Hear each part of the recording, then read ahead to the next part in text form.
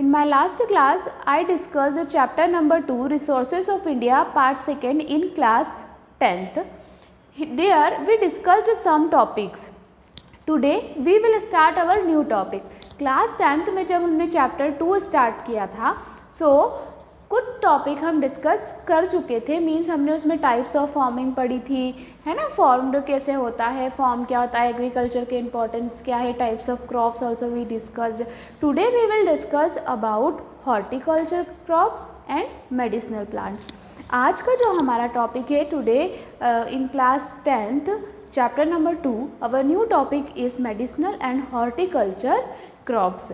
So in this chapter we will discuss about the horticulture crop and medicinal plant with the uses. तो आज हम क्या discuss करेंगे कि हॉर्टिकल्चर क्रॉप्स क्या होती है, उसके साथ हम ये डिस्कस करेंगे कि कौन कौन सी मेडिसिनल प्लांट है जो कि हमारी हेल्थ के लिए क्या है, यूज़फुल है.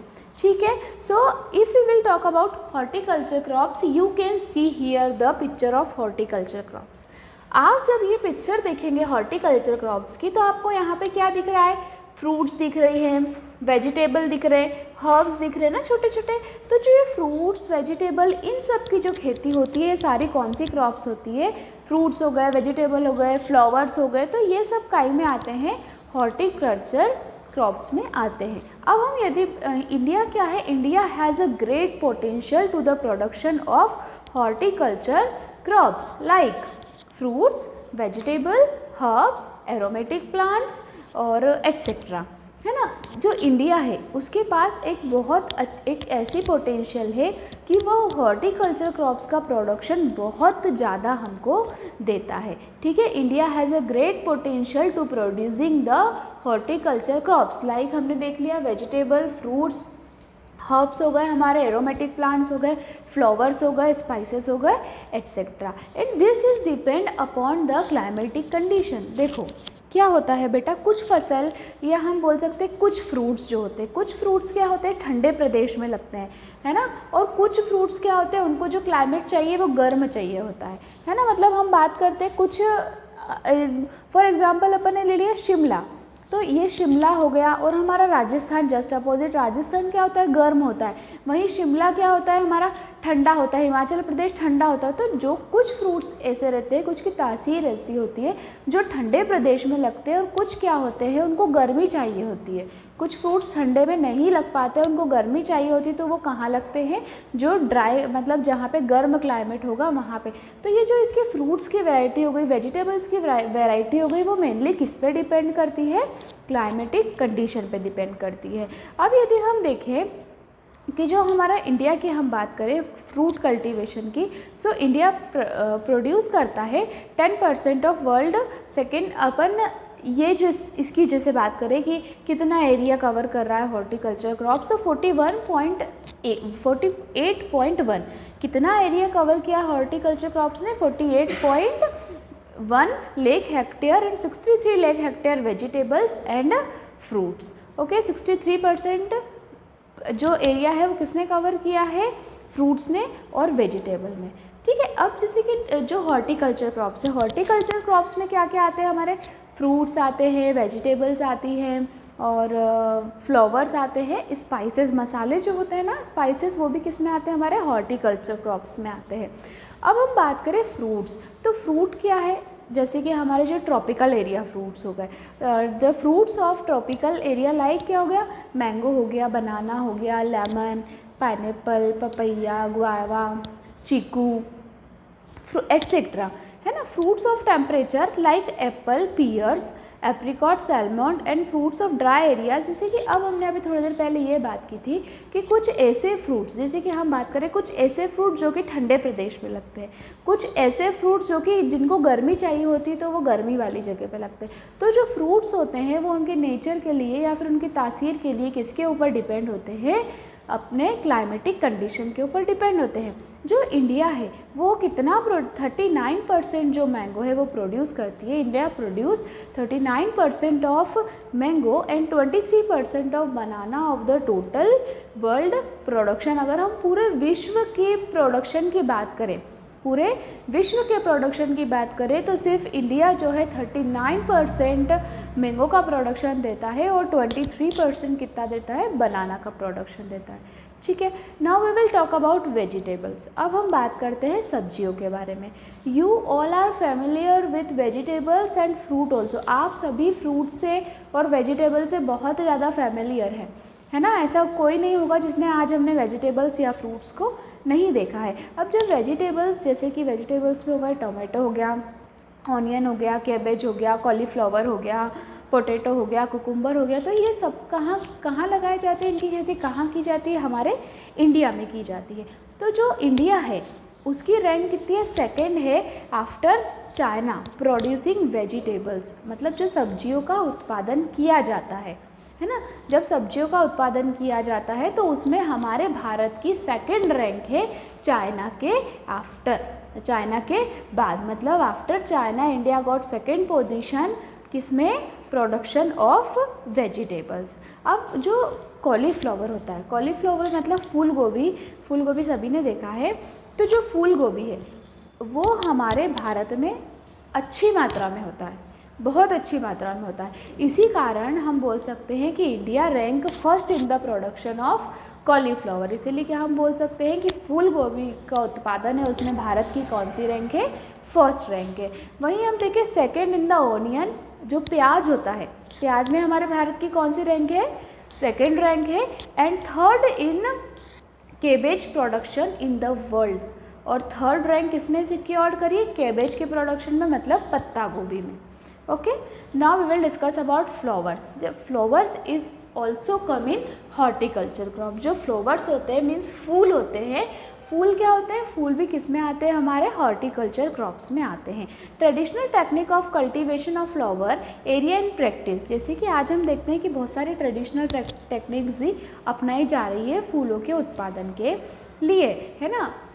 प्रोडक्शन ऑफ रोज़, जैसे कि जो गुलाब के फूल होते हैं, प्रोडक्शन ऑफ रोज़ हो गया, टर्बर रोज हैज़ इंक्रीज कंटिन्यूसली। हम देख रहे हैं ना, इंक्रीज होते जा रहे हैं। मतलब गुलाब के जो खेत है आपने देखे होंगे, कई बार सिर्फ एक खेत में गुलाब ही गुलाब होते हैं। ठीक है, so production of rose, tuberose has increase, बढ़ा ही है। और अगर हम देखें अप्रॉक्सीमेटली एरिया देखें यदि इसका, तो 1.14 lakh hectare land is under flower cultivation. Approximately हमने बात की कि 1.14 लाख हेक्टेयर जो है वो किस में है, फ्लावर कल्टीवेशन, मतलब फ्लावर का कल्टीवेशन उतनी जगह में हो रहा है। Now we will discuss about spices. Spices आपने देखे होंगे सभी के अपने घर में ही हम देख सकते हैं। स्पाइसेस मीन्स मसाले, ठीक है।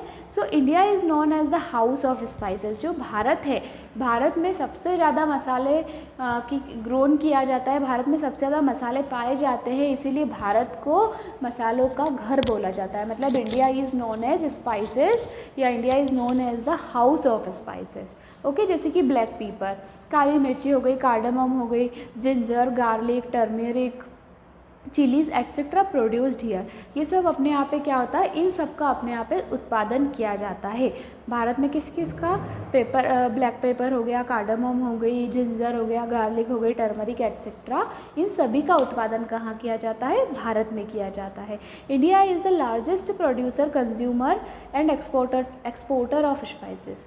मतलब जो भारत है बहुत मतलब लार्जेस्ट प्रोड्यूसर भी है, प्रोडक्शन भी करता है, कंज्यूमर भी है, और हम मसाले हैं उनको बाहर एक्सपोर्ट भी करते हैं। मतलब जो मसाले हमारे यहाँ होते हैं हम उसको बाहर एक्सपोर्ट भी करते हैं। स्पाइसेस आर ग्रोन, जो स्पाइसेस है, स्पाइसेस का अभी हमने देखा था फ्रूट्स का एरिया, जैसे कि अभी हमने वेजिटेबल्स का एरिया देखा, उसी तरह जो स्पाइसेस है 25.6 hectare, 20.56 lakh hectare area spices ने कवर करके रखा है। मतलब उतने एरिया में सिर्फ किसकी खेती की जाती है, मसालों की खेती की जाती है।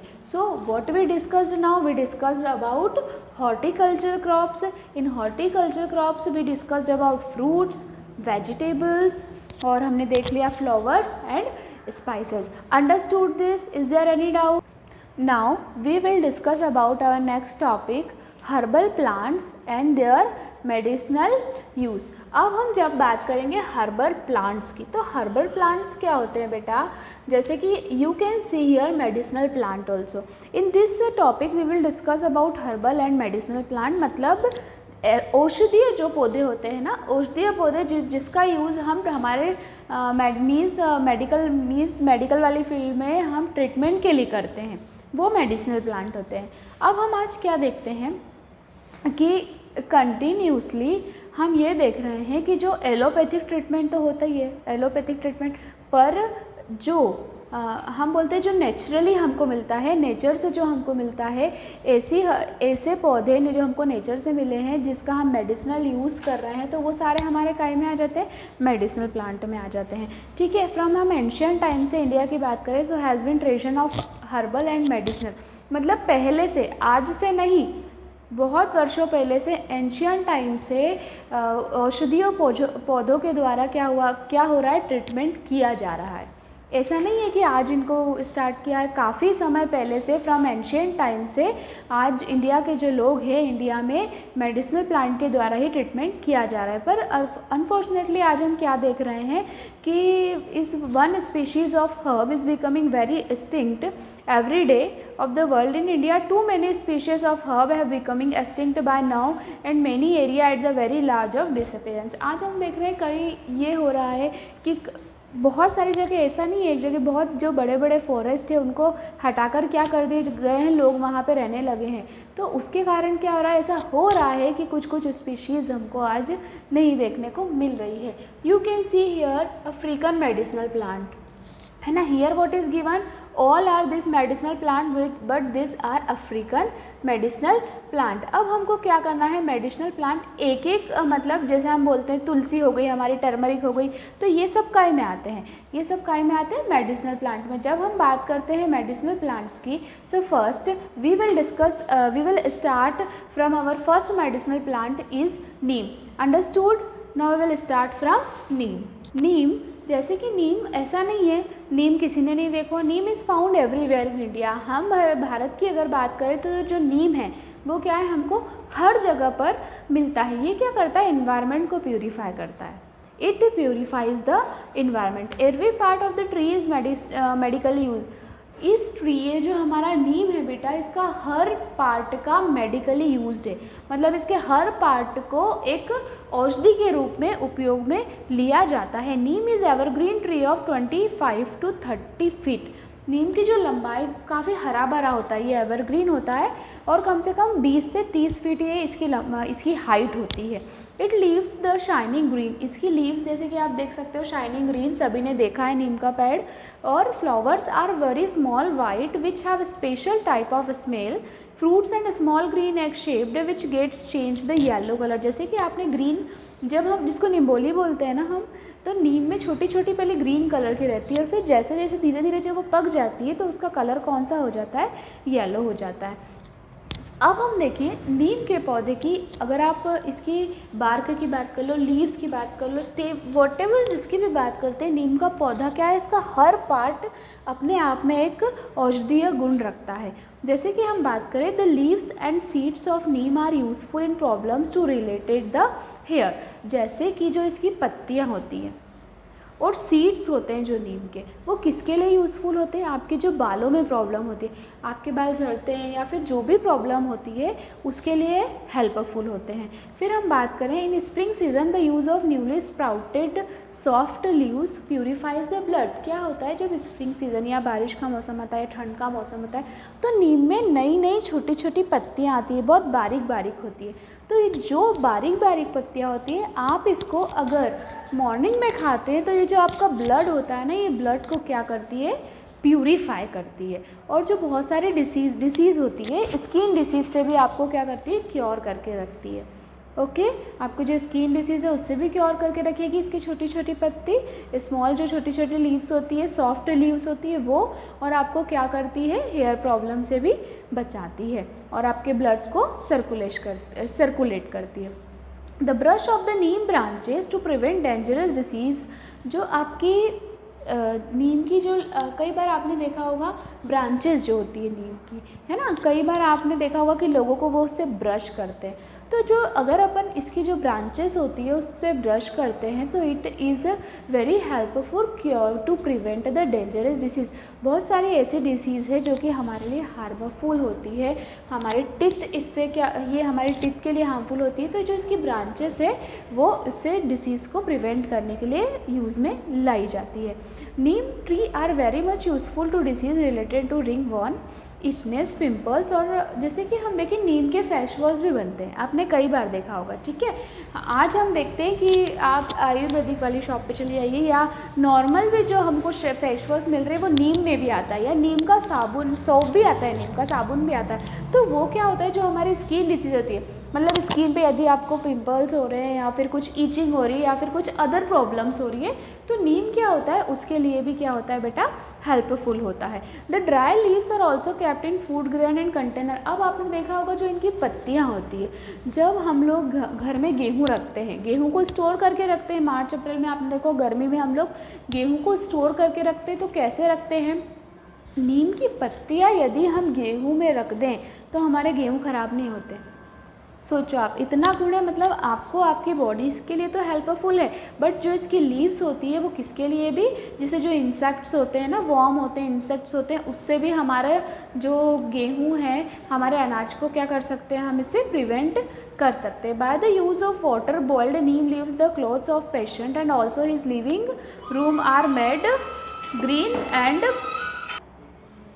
जब नीम के पत्तियां जो होती है यदि उसको पानी में बॉईल करके किसी पेशेंट के या फिर हमारे भी जो क्लोथ्स होते हैं उसको वॉश करते हैं ना बेटा, तो our clothes will be germ free, मतलब जो सारे कीटाणु होते हैं, जर्म्स होते हैं, वो क्या हो जाते हैं, ख़त्म हो जाते हैं। तो ये हमने क्या देखा, पूरा एक नीम का एक मेडिसिनल यूज़ देखा। The oil prepared from Neem is also used for, ये जो ऑयल जो होता है नीम का, है ना, वो भी डिसीज़ को प्रिवेंट करने के लिए यूज़ किया जाता है। कुछ ऐसी डिसीज़ होती है जो कि हमारे से डर्माटोलॉजिकल डिसीज़ जो होती है उसको प्रिवेंट करने के लिए जो नीम होता है उसका ऑयल का यूज़ किया जाता है। So what we discussed about the medicinal use of Neem.